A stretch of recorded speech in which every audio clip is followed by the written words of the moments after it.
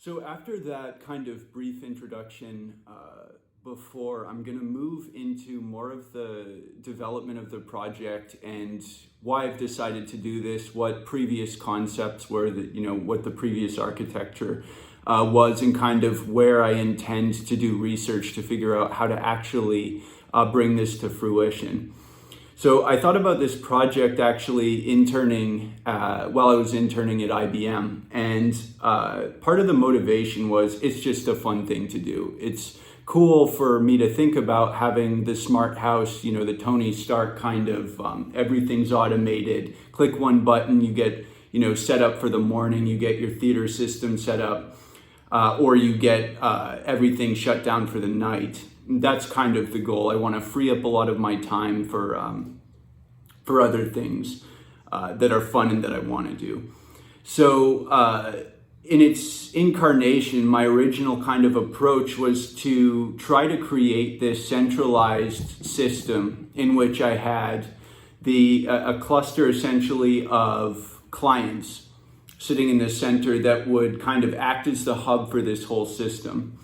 I wanted that to be distributed because if that's distributed, then you have this capability of hot swapping the different components. So similar to something like Hadoop, Apache Spark, these different technologies that use distributed architecture, I wanted to kind of use that.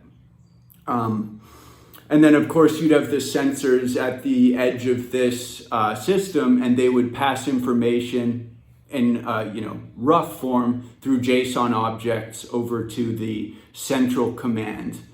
And by central, I mean this would be essentially a set of redundant kind of nodes, if you will. So you have this central command process, this central store that kind of figures out what to do with sensor information coming in, and that itself is maybe an application that it consists of multiple redundant copies. So I've since, that was about 4 years ago, and now I'm looking at where things are with home automation today. And admittedly, this isn't a subject that I know a huge amount about, so a lot of these videos are going to be explaining where I'm going and explaining what I'm learning as I research various topics involved in this.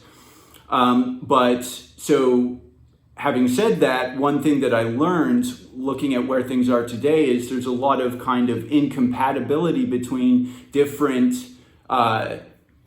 smart home automation systems that are out on the market.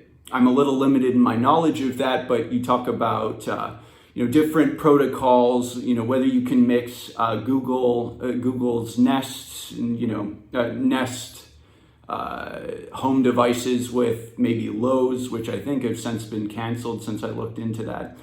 But anyway, my current concept is to use something called OpenDDS and the data distribution service.